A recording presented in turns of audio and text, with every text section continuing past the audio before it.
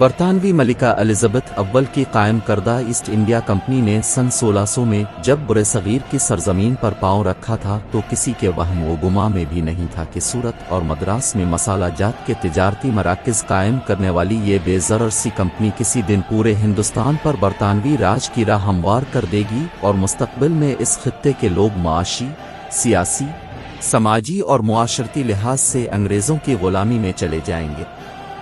تجارت کے لیے آنے والی اس کمپنی نے 1689 میں علاقائی تسخیر شروع کر دی۔ یہ 90 برسوں پر محیط عرصہ ہے کہ یہ کمپنی سرمایہ کاری اور کاروبار کے پس پردہ رہی۔ بعد ازاں جنگ پلسی جیسی لڑائیاں چلتی رہیں اور آخرکار 1857 کے بعد پورے ہندوستان پر کنٹرول حاصل کر لیا گیا۔ ہندوستان پر مکمل قبضے تک یہ 257 برس بنتے ہیں۔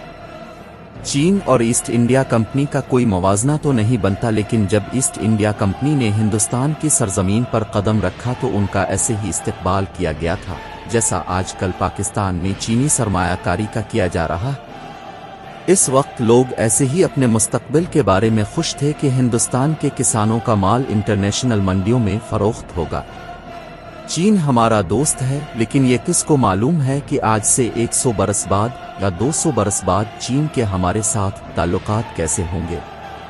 پاکستان کی بدقسمتی یہ ہے کہ ہم خود ترقی نہیں کر سکے اور اب ہم اس دوراہے پر کھڑے ہوئے ہیں جہاں ہمیں زندہ رہنے کے لیے یا تو امریکہ اور پھر چین کی جھولی میں بیٹھنا پڑے گا۔ لیکن سوال یہ ہے کہ وہ ریڈ لائن کہاں ہے جہاں ہمیں یہ پتہ چلے گا کہ آپ اپنے ہی گھر کے مالک ہیں یا محکوم ہو چکے ہیں؟ وہ حد کہاں ہے جب یہ پتہ چلے گا کہ چین سرمایہ کاری کر رہا ہے یا پھر پاکستان کو خرید چکا ہے؟ یہ ابھی ابتدائی مرحلہ ہے۔ چینی سرمایہ کاری ابھی صرف شروع ہی ہوئی ہے اور ہماری گوادر کی بندرگاہ عملی طور پر چین کے کنٹرول میں ہے۔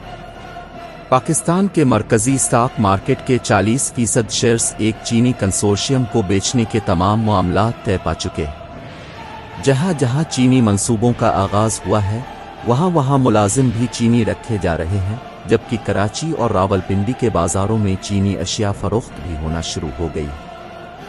گاؤں میں چاچے بشیر کے بچوں نے 20 برس پہلے لاہور میں جوتیاں بنانے کا کاروبار شروع کیا تو ان کے غریب گھر میں بھی رونق آئی۔ انہوں نے بھی اپنے بچوں کے لیے 2 کلو دودھ خریدنا شروع کیا اور ان کے صحن میں بھی چہل پہل دکھائی دینے لگی۔ لیکن گزشتہ 2 سال سے ان کا سارا کاروبار ٹھپ پڑا ہے۔ ان کے بچوں کے چہروں سے پریشانی کی جھریاں نہیں جاتی، وجہ مارکیٹ میں چین سے آنے والی سستی جوتیاں ہیں۔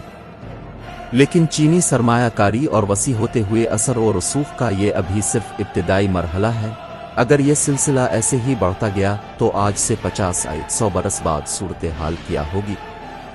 میں بھی چینی سرمایہ کاری سے خوش ہوں، ہمیں ناس وقت اس کی اشد ضرورت ہے، لیکن یہ خدشہ بھی کھایا جاتا ہے کہ قراقرم کی دیوار کے پیچھے سے نکلنے والی یہی قوم کسی دن ہمارے لیے وہ آجوج ماجوج کی قوم ثابت نہ ہو جائے جو اس خطے کا پانی تک پی جائے گی۔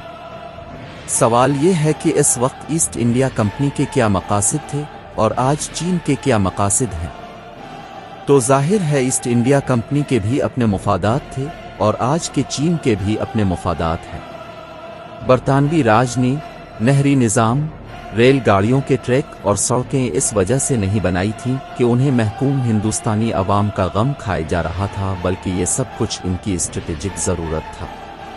اب دنیا میں خود غرض قوم کے نام سے مشہور چین کی سرمایہ کاری، سڑکیں، پل اور ٹرین کی لائنیں اس وجہ سے نہیں کہ وہ پاکستانیوں کی محبت میں مبتلا ہے، بلکہ یہ ان کی اپنی اسٹریٹجک ضرورت ہے۔ میں پاکستان کی ترقی کا مخالف نہیں ہوں، لیکن مجھے کبھی کبھار اپنے سیاسی لیڈروں کی دور اندیشی پر شک پڑتا ہے، میٹرک پاس MPA اور MNA کی اسٹریٹجک سوچ پر شک پڑتا ہے۔